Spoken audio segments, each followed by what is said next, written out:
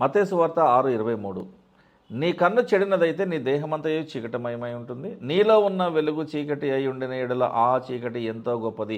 ఇక్కడ మీకు కొన్ని పాయింట్స్ చెప్తాను. ఫస్ట్ ఇది మొట్టమొదటిగా ఏంటంటే సైట్ వర్సెస్ బ్లైండ్నెస్. మీరు బాగా గుర్తుపెట్టుకోవాలి.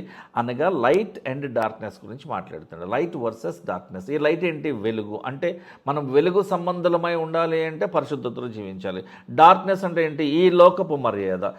మనుషులు ఏమనుకుంటారు, మంది ఏమనుకుంటారు, వానితో తాగపోతే ఏమనుకుంటాడు, వాడితో తినకపోతే ఏమనుకుంటాడో, వాడితో తిరగకపోతే ఏమనుకుంటాడో అని మనం ఆలోచన చేసే లోకంలో కలిసిపోతాం చూడండి.